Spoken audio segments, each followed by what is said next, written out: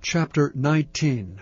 And it was told Joab, Behold, the king weepeth and mourneth for Absalom. And the victory that day was turned into mourning unto all the people, for the people heard say that day how the king was grieved for his son. And the people gat them by stealth that day into the city, as people being ashamed steal away when they flee in battle. But the king covered his face, and the king cried with a loud voice, O my son Absalom, O Absalom, my son, my son.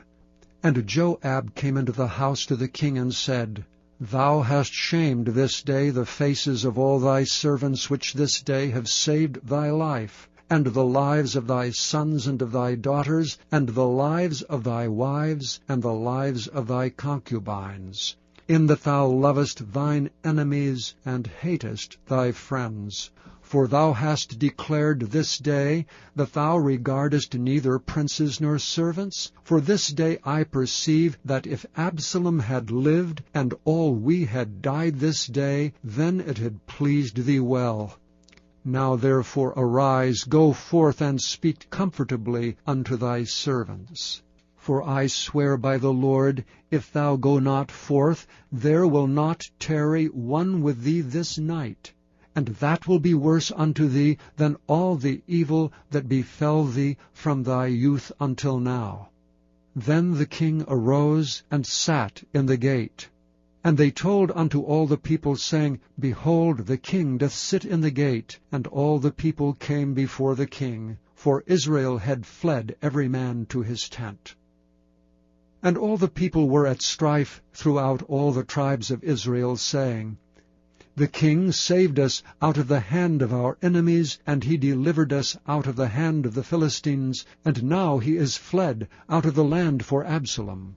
And Absalom, whom we anointed over us, is dead in battle. Now therefore, why speak ye not a word of bringing the king back?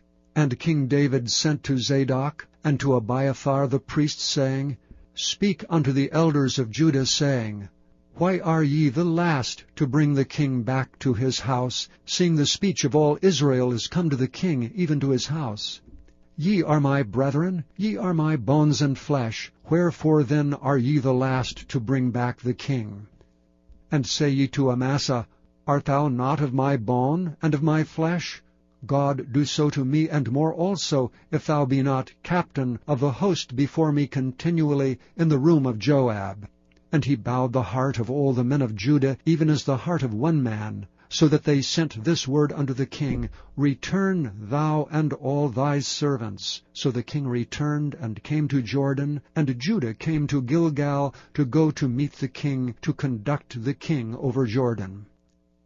And Shimei the son of Gera, a Benjamite, which was of Bahurim, hasted and came down with the men of Judah to meet King David. And there were 1,000 men of Benjamin with him, and Ziba, the servant of the house of Saul, and his 15 sons and his 20 servants with him, and they went over Jordan before the king. And there went over a ferry boat to carry over the king's household, and to do what he thought good. And Shimei the son of Gera fell down before the king as he was come over Jordan, and said unto the king, Let not my lord impute iniquity unto me, neither do thou remember that which thy servant did perversely the day that my lord the king went out of Jerusalem, that the king should take it to his heart. For thy servant doth know that I have sinned. Therefore, behold, I am come the first this day of the house of Joseph to go down to meet my lord the king. But Abishai the son of Zeruiah answered and said, Shall not Shimei be put to death for this, because he cursed the Lord's anointed? And David said, What have I to do with you, ye sons of Zeruiah, that ye should this day be adversaries unto me? Shall there any man be put to death this day in Israel? For do not I know that I am this day king over Israel? Therefore the king said unto Shimei, Thou shalt not die. And the king sware unto him. And Mephibosheth, the son of Saul, came down to meet the king, and had neither dressed his feet, nor trimmed his beard, nor washed his clothes, from the day the king departed until the day he came again in peace.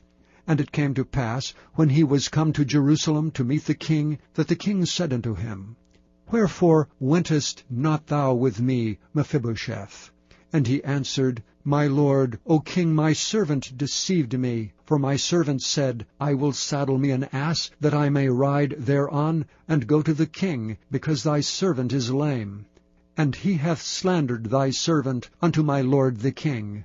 But my lord the king is as an angel of God. Do therefore what is good in thine eyes. For all of my father's house were but dead men. For all of my father's house were but dead men before my lord the king. Yet didst thou set thy servant among them that did eat at thine own table. What right therefore have I yet to cry any more unto the king?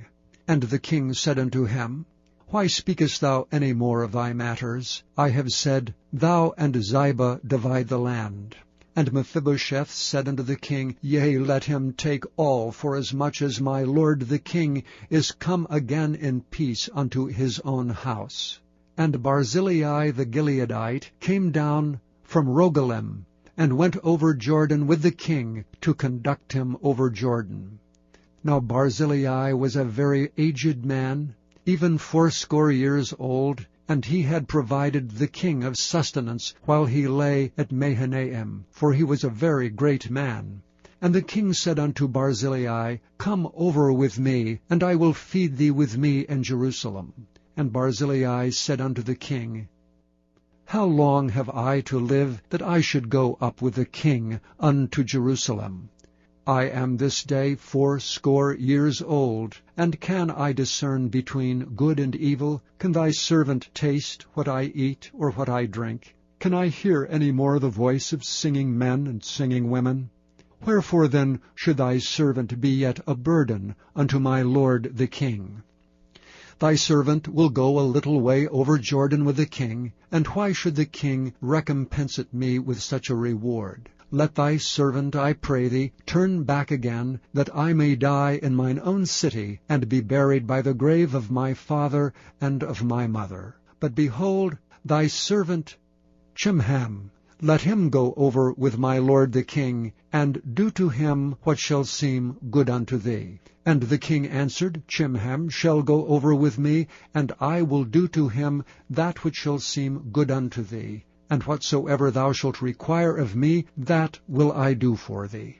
And all the people went over Jordan. And when the king was come over, the king kissed Barzillai and blessed him, and he returned unto his own place. Then the king went on to Gilgal, and Chimham went on with him, and all the people of Judah conducted the king, and also half the people of Israel. And behold, all the men of Israel came to the king, and said unto the king, Why have our brethren, the men of Judah, stolen thee away, and have brought the king and his household, and all David's men with him, over Jordan? And all the men of Judah answered the men of Israel, Because the king is near of kin to us. Wherefore then be ye angry for this matter? Have we eaten at all of the king's cost? Or hath he given us any gift? And the men of Israel answered the men of Judah, and said, We have 10 parts in the king, and we have also more right in David than ye. Why then did ye despise us, that our advice should not be first had in bringing back our king? And the words of the men of Judah were fiercer than the words of the men of Israel.